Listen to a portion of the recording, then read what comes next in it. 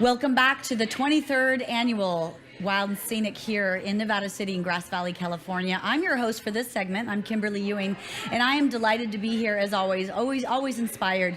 Activism with incredible spiritual and connection to people and to the earth. So we're so delighted. We have incredible guests today.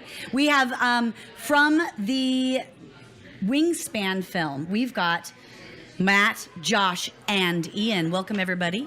Thank you. Thanks for having us. So Wingspan. Yeah. California condor. Oh, yeah. That's right. Tell us a little bit, somebody share about the film, just slightly. I don't want to give it away, but tell us what's happening in the film. Yeah, Wingspan tells the story of a wildlife and conservation photographer sitting to my right.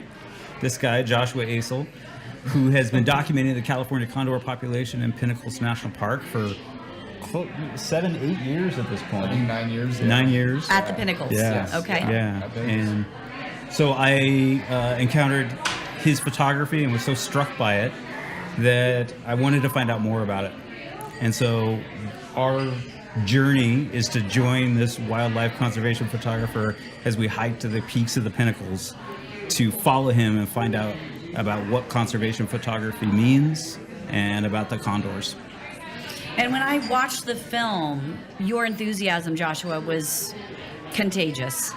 And what brought you to the love of California condors? Yeah, thank you. What brought me to the love of California condors? I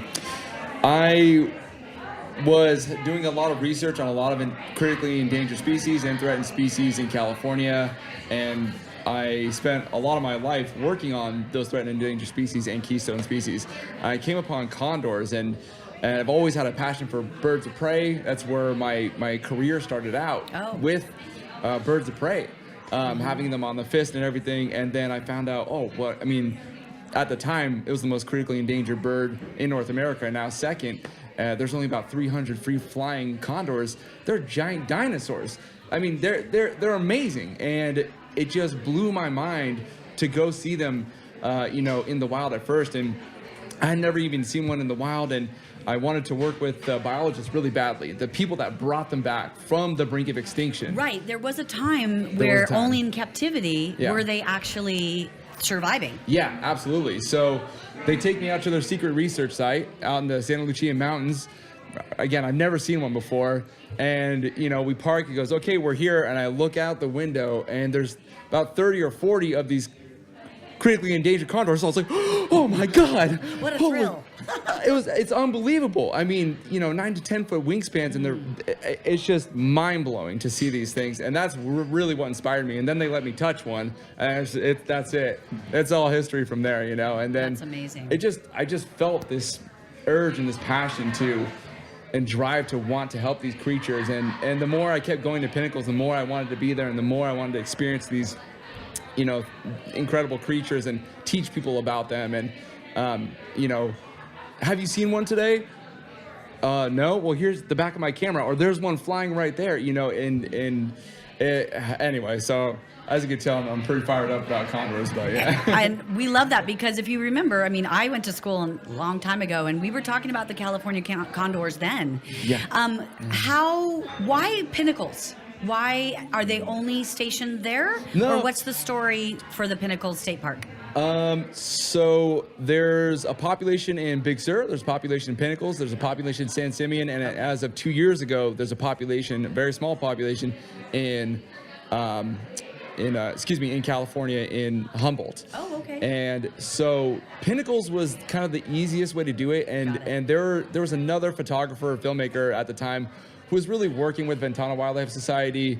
They're the ones that brought me out there, and Pinnacles was relatively undiscovered. So I wanted to put a lot of effort out there. And again, the place just called to me. The more I went out there, the more it called to me. And I got my friend Ian involved, who's a filmmaker, and we would just go all the time and try to find condors, spend 10, 12-hour days out there. So that's why. Well, and I think about the cinematography of all of these films. I'm really impressed with anybody who can do all of these mountain climbs and surfing and all the things that are involved with, adventure films or environmental films. Ian, speaking to you, how obviously it's great to have a friend that you can go to, but how do you do it? How does a cinematographer get to the hard spots to capture these amazing moments in the film? Yeah, I mean, you just have to have the drive, right? I mean, it's just something that I love doing, and whenever Josh would tell me that he's going on a trip to Pinnacles, I said, yeah, I'd love to join. And so it's just, you just have to want to be there, and you have to realize that you need to have patience. You have to expect that maybe you're not going to see anything. Right. But then when it does happen, it's magic. And the condors, it's just like when it happens once, you want to go back and you want to see it again. And I remember seeing the close-ups of what you captured, and they are distinctively prehistoric. Yes. They look that way. Yeah. And the magic of the film is that, there might maybe, the beauty of a condor seems to be within, and they're stoic. What do you notice about their characteristic if you've seen them on the films and in sight? Yeah, the film, conveys a great impression of how they are, but there's so much more to condors. As I say in the film, like, I feel like I'm watching a soul living a condor experience, as we are souls living a human experience, And, with the biologists, with the people, they are highly intelligent, highly social. They form social bonds, like incredibly deep social bonds.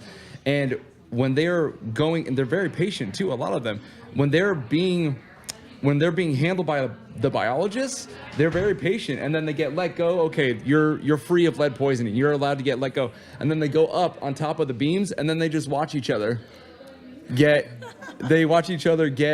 tested, and it speaks to their intelligence. They're not just attacking. They're not just biting. They know what's going on. They know people are trying to help. And how many animals can you say that about? They can notice each other's community. They notice each other's together. community, yeah. That's amazing. And it's weird to have these, what are called biological anachronisms, so literally from the Ice Age. And they've survived until today, and they're one of the last ones. Yeah. Them, Saigon antelope, rhinos. It's awesome to see their character today continue on from the Ice Age. I think it's an important topic. Being the film director, like, what message do you want everybody to gather? What takeaway do you have for this film? Yeah, I've been thinking about this after watching so many great films this morning during our block, about how I don't think you can underestimate the power and the importance of photography and filmmaking in this era in which kind of all truth is being questioned. Absolutely. Everything is up in the air. Everything's up for grabs. To be able to show that these animals are real, that they exist, that they're critically endangered, and that they need to be protected, that's what we're here to do. And that's the importance of creating art and creating projects like this. That's right. And most people have never seen one, so to see it up close in the film just gathers the connection to the wild. And I agree with you.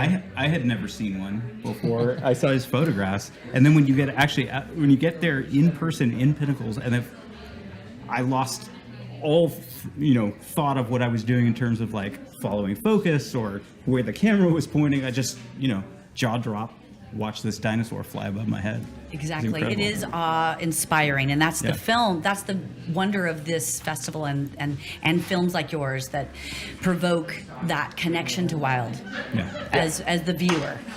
Did anything wild happen while filming? Anything strange or any unexpected surprises? That's it's okay question. If it didn't. I can't think of anything in particular. The best part about it to me is literally just being able to bring people and seeing it for the first time and having that jaw-dropping experience. It means a lot to a lot of people, and all of a sudden there's people that even when the film screened just, a couple hours ago, I hear people going, I want to go to Pinnacles. Oh my gosh, those are so cool. We got to go check this out. And that's what it's all about. And so I know it's not while we're filming, but I feel like that's the result of everything we're doing is being able to hear that I want to go and I want to contribute. And that money goes to protecting the condors just by going and visiting a national park. Absolutely. Pinnacles in this case. But Especially now. Yeah, especially now. Especially now, and if you think about it, it's pretty special to see them, and who knows, 20, 30 years, we don't know. I hope they multiply. I hope they get bigger, but we never know. And so the specialness of this movie. Thank you guys for being here, and I'm impressed that it was a good screening this morning. Then it sounds like. Yeah, it was great. Good. Yeah, it was definitely. Well, thank you all for being here. The movie is Wingspan, and we just enjoy you guys being here, and thank you for coming. Let's see what's next. Yes, indeed. Yeah, thank you. You're here at the Wild and Scenic Film Festival with everybody and the filmmakers. We'll be back next real soon. Thank you.